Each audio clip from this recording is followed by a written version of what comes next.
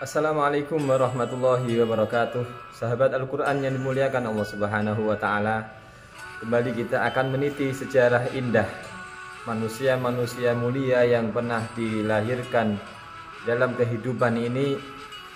Setelah beberapa tokoh yang kita tampilkan, maka hari ini kita akan bertemu dengan seorang tokoh yang pendapat-pendapatnya diikuti oleh manusia sampai hari ini. Beliau adalah Imam Hanafi rahimahullah yang mempunyai nama asli Nu'man bin Thabit. Saudaraku yang saya cintai, beliau menghafalkan Al-Quran sejak kecil.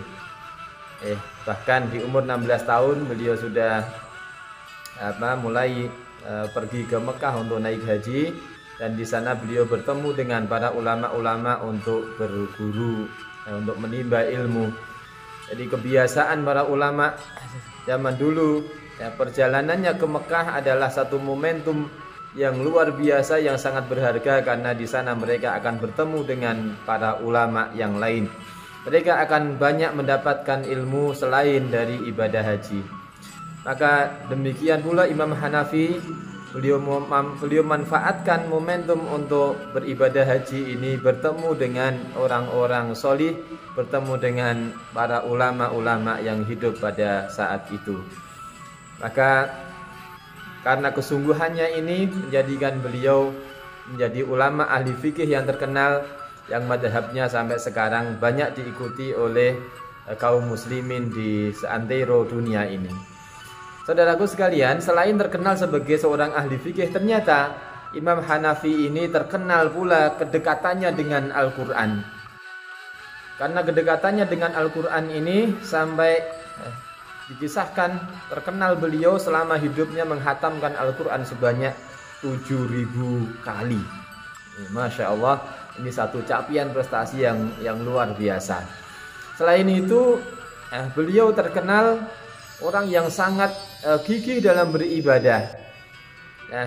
Setiap malamnya diisi dengan beribadah, dan ibadah beliau satu malam menghatamkan Al-Quran dalam satu rakaat solat beliau.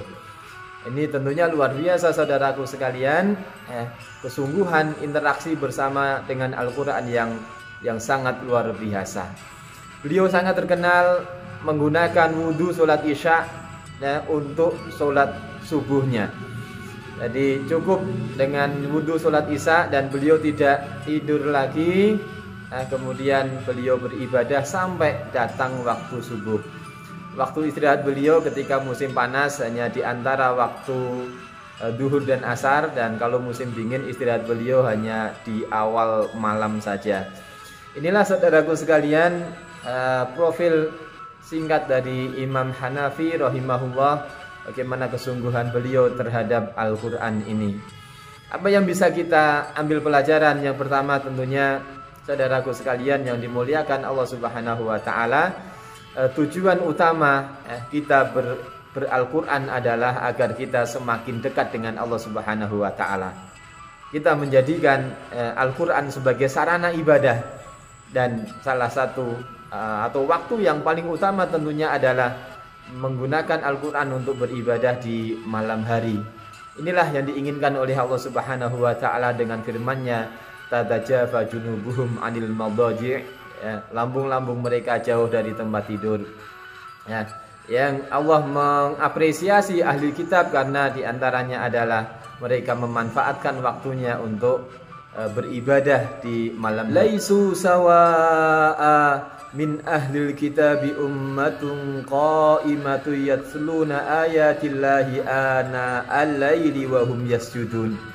Keistimewaan mereka adalah karena mereka mengisi malam hari dengan ibadah, dengan membaca kitab sucinya.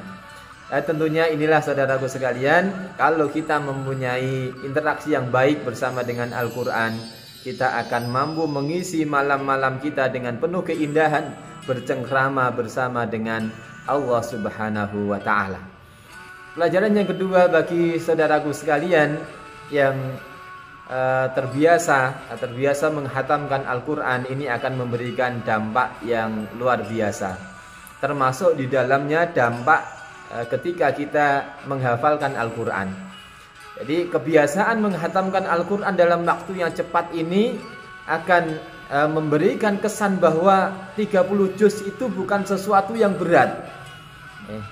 Semakin cepat kita menghatamkan Al-Quran, akan terkesan di dalam hati kita bahwa 30 juz itu terjangkau. 30 juz itu sesuatu yang ringan. Nah, selain itu, ketika kita sering menghatamkan Al-Quran, maka akan terbayang di sana karakter setiap juznya.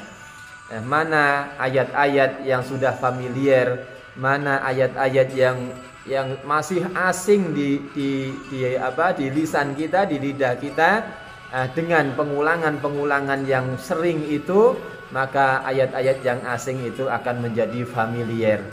Pada saatnya nanti ketika kita harus menghafalkan ayat demi ayat, juz demi juz, maka kita akan menemukan kemudahan demi kemudahan, sehingga menghafalkan Al-Quran itu bukan lagi sesuatu yang berat, tetapi menghafalkan Al-Quran itu hanya meniti langkah demi langkah yang sangat terjangkau, yang sangat terukur.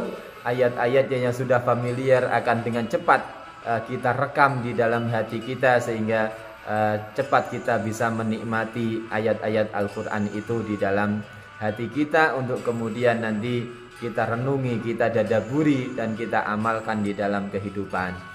Inilah saudaraku sekalian, sehingga proses antara menghafal, antara murojaah, antara tilawah ini harus seiring dan sejalan.